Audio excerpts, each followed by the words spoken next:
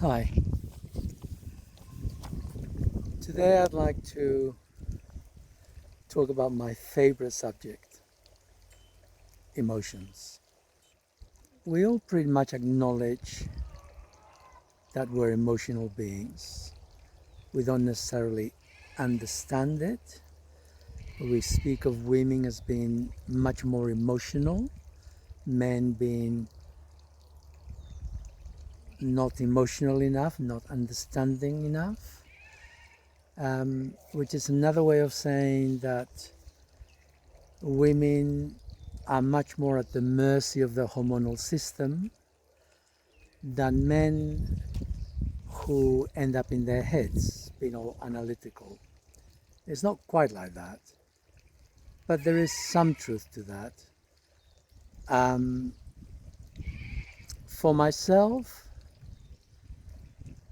I had absolutely no idea what emotions were till the age of 32 when I went into therapy.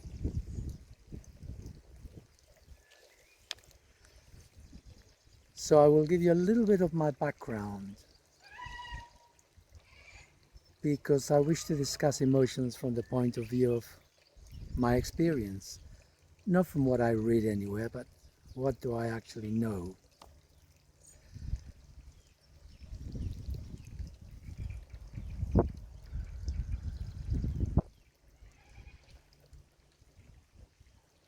Up till that age, up till the age of about 32, I was quite a broken human being.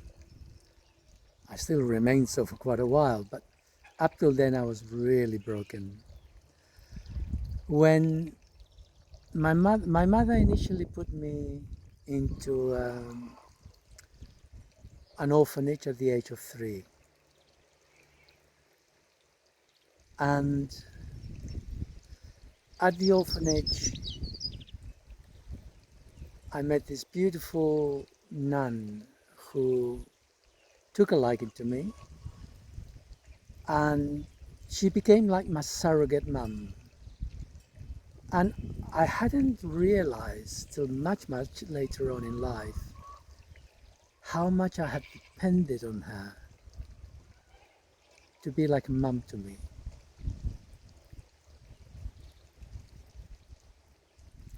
And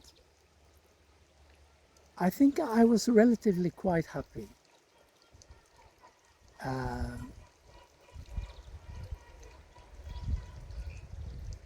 when I was 8, I was placed in a different orphanage, this time for boys. The first orphanage was for little kiddies and girls, and then it just went all men and boys. So we had priests to take care of us, and we were all boys. So by the time I was 8, once I had been removed from the nun, I became quite numb in myself. My joy de vivre, if you like, had totally gone out of the window. Um, there was, the world was totally out of my control. I just had to do what I was told. And the initial priest who gave us lessons for the 8-year-olds, he was a Mexican who was very religious. He always had his head in his holy book, the Catechism.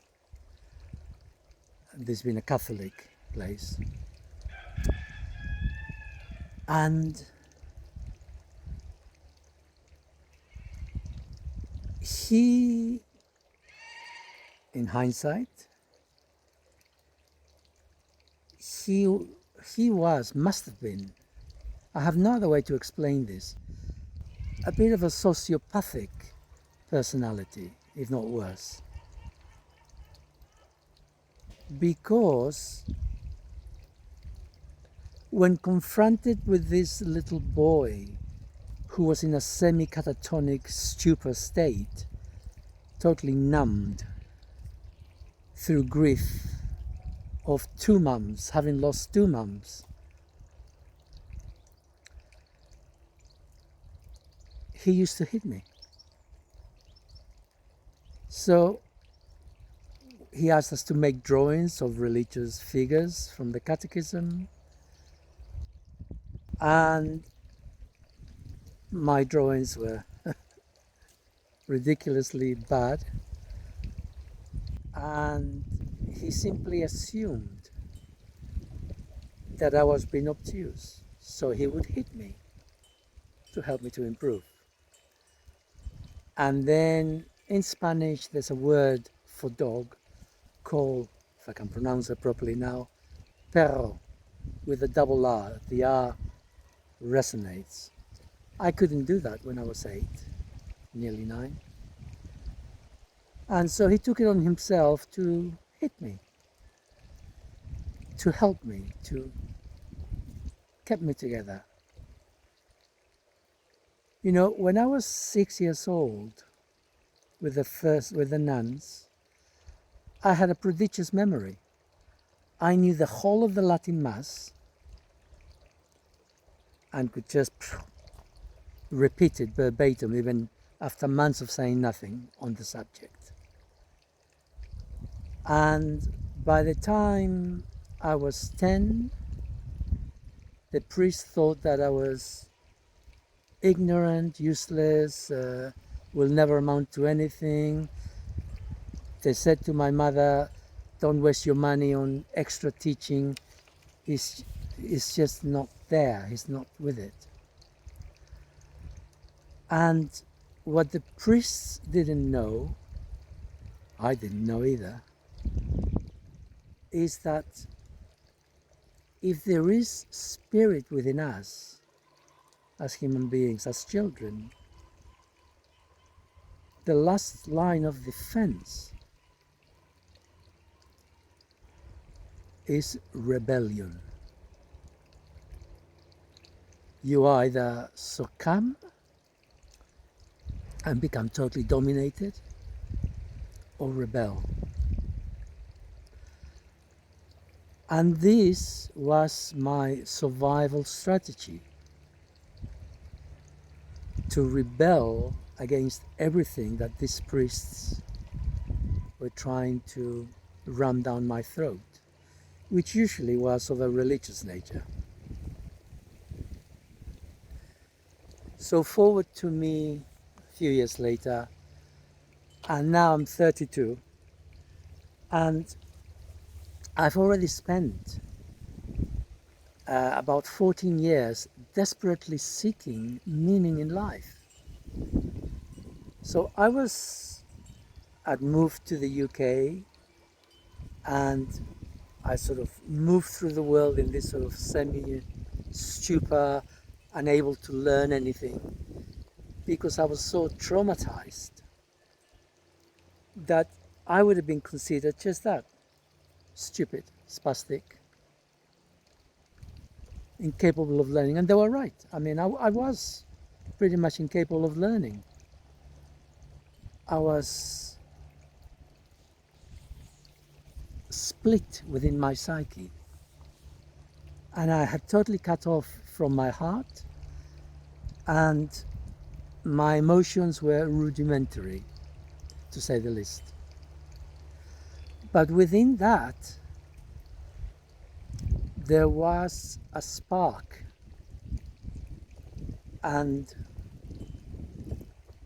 that prompted me towards fixing myself, helping myself. I didn't know that at the time. I just knew that there was more to life, and I desperately searched around beyond what people normally learn. So I became very interested by the time I was 17 in esoteric traditions, religions of other places, yoga, you name it. I was desperately searching beyond what the average child finds in school. And so by the age of 32, I went into therapy, Gestalt psychotherapy, and I discovered something new: emotions. When I say I discovered that I didn't know what they were. And so became my journey towards doing my best to understand what are emotions. You know, I they were alien to me. They were alien to my mind because we all have emotions. We can't avoid them. It doesn't matter how cut off we are. There are some emotions that we can express. So my journey to understand myself and understand about emotions was a rough ride, to say the least. What happens with human beings is that we have suppressed emotions. In my case, I had suppressed grief. I had disconnected from my heart. I had disconnected from my anger, real anger, not reactive aggression, but real anger. So I was a bit wimpish. I was very angry. And I had lost my sense of humor. But, I plodded on through therapy, through Taoist teachings, through yoga. I went all over the place in my search for meaning and to understand what's going on within me, realizing that there was a huge emptiness in my psyche. And the first thing that I learned, truly learned, was about grief. By this time I was an acupuncturist, and a terrible one at that, I have to admit, because I was so cut off. And one of my clients, who was very old, he was 92, and he died. I hadn't seen him for quite a while, and I was curious what happened to him. And I went to the hospital. He was dead. I went to the mortuary, and when I saw his dead body,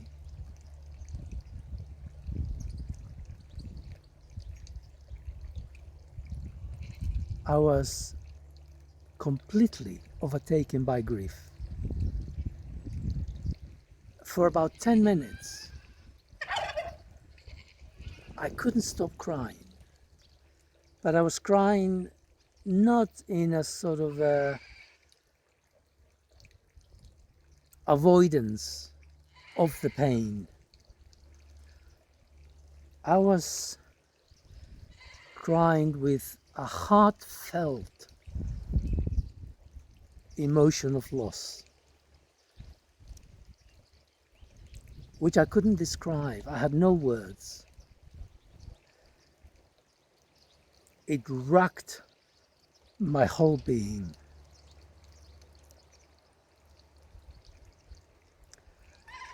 This wasn't the first time I'd experienced this. I'd experienced this some years earlier with the death of my grandfather.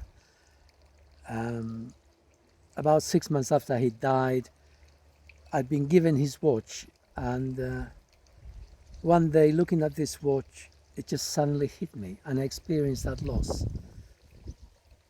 That was just a little, just to get me in the mood, as it were, to get me into that focus.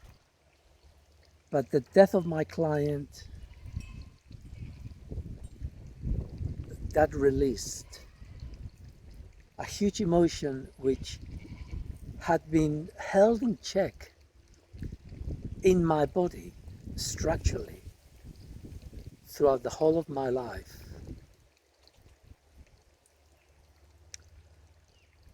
My next major event, which again there was a prelude to, was to do with anger. And I mean real anger, not rage. I'd experienced loads of rage over the years. I could easily get triggered into rage. But that was the reaction to my suppressed anger. And I experienced that twice again. These things, they tend to happen a number of times before we learn the lesson. And this time it was with a woman I was with, and she was physically violent towards me, and I put up with it for a long time. And then one day I said enough. And I stood up for myself. And I gave back as good as I got. And then I had a second relationship after that, which lasted a few years. And then a day came when, again, I'm trying not to divulge too many details, but when again I was confronted with this situation when she came in the middle of the night and she started whacking me in my sleep. And I got out of bed. I was naked. And she clawed towards my testicles and she ripped a little bit of one of my testicles. And when I saw that, I was so incredulous that I responded in kind. And this time, I felt my anger. I wasn't enraged. I wasn't hot. I was cold, deliberate, and determined to stand up for myself. I had created a boundary. I had said, this is my line on the sand, you've gone too far. Because as a Spaniard, I've been raised, we don't hit women. We don't hit women at all.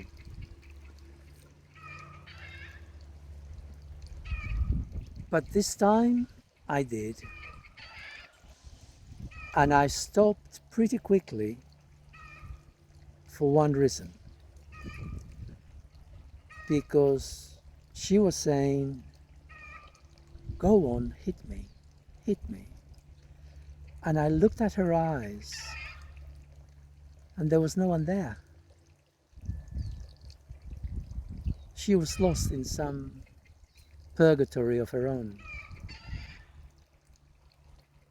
And I said, no, I'm not going there.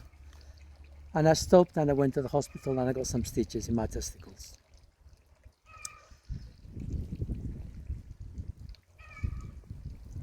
The moral of those stories is that when we suppress emotions, they go to the back of the cupboard and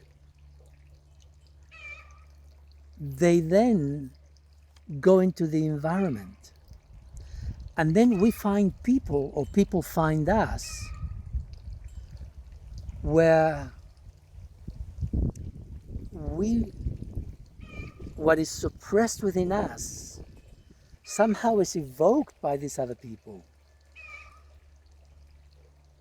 Our unconscious is doing its best to bring balance to our psyche so that what is out of our awareness we become part of who we are, so that the split within our psyche will come back together so that we will become whole again rather than fractured beings.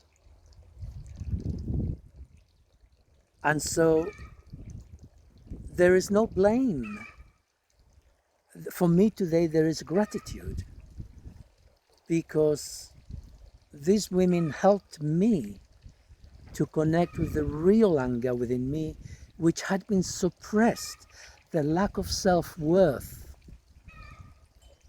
of abandonment from my childhood that had plagued me through most of my life up till those times.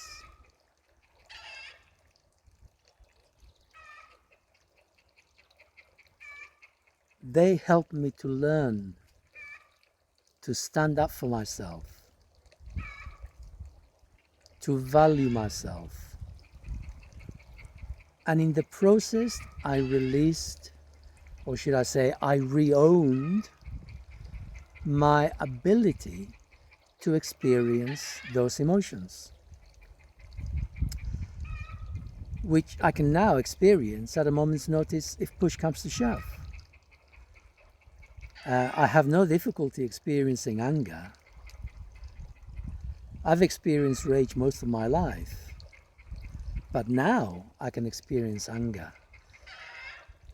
And anger is totally different from rage. Rage is hot and differentiated.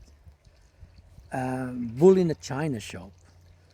We are lost to ourselves. With anger, we know exactly who we are. We're focused and deliberate. It's cold. It's clinical. We are aware and we're making judgments. And we're saying, no, this is not acceptable. I won't put up with this. There's a line in the sand, and that is my boundary as a human being. And we all need to have these boundaries. But our culture has taken them away from us. They've taken them away from us the way we're brought up. We're brought up not to defend ourselves. Nowadays we're brought up to be wimps. And we're brought up to be subservient. The state will look after us. The state will defend us. It's not happening, is it? But that's the way we're brought up. And so it's gotten to ridiculous points when we've become wimps because we are disconnected from our emotional centers. My third and last experience, which was the longest lasting one, throughout all these years, I was working on myself, doing my best to connect with my heart, doing my best to connect emotions. And it was a struggle. It was a struggle. I did my best because if you think of emotions like keys on a piano, a healthy human being is one who can play all the keys of the piano, not just some of them, not most of them, but all of them.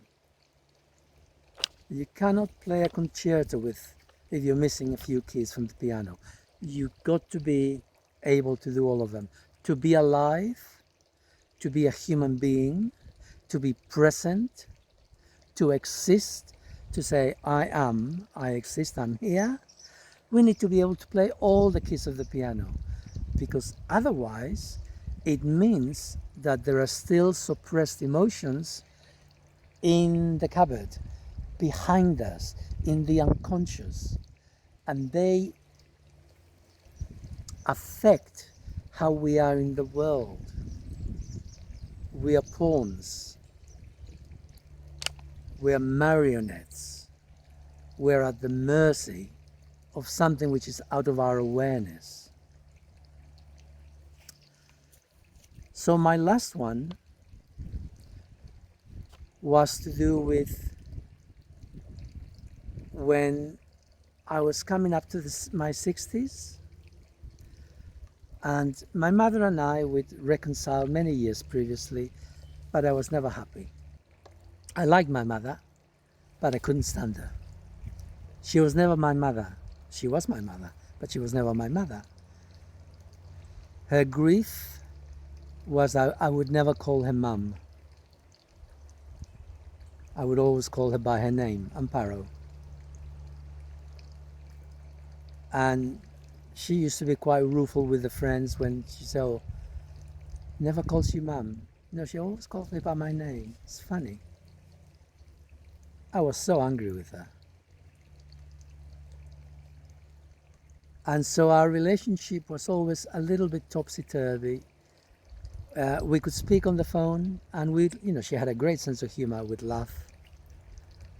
But if she and I spent any time together, I would very quickly be really, really angry, because being in her presence would anger me. Not anger, I mean, I say anger, but I would go all reactive. And it wasn't till I was coming up to 60, and I decided to write my childhood story, because I've been so damaged in my childhood, I never looked back. I always lived in the present. So now I went back to my childhood, and I wrote every memory. And the more I wrote, the more memories came up. And I was surprised that I could actually remember being 3 years old. I could remember going to that school. So it all came flooding back. And as it came flooding back, I understood my mother. She had been doing the best she could for me.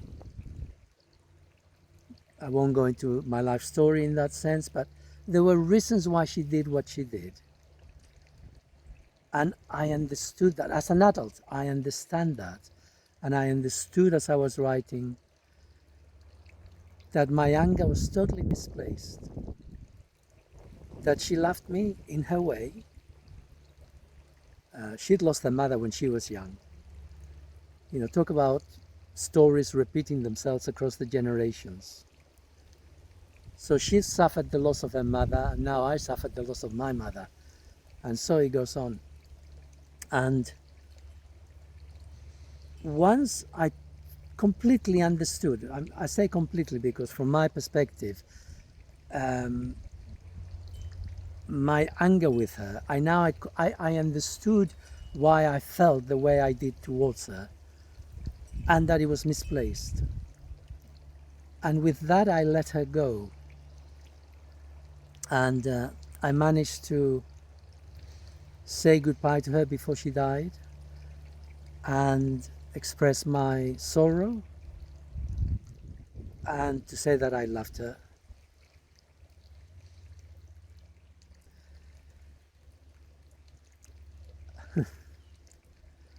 And that helped her to die in peace. So that's my mother out of the way. But what it did for me was I was now free. I had cleared all the traumas from the cupboard, from my unconscious. I was now free. My heart was free.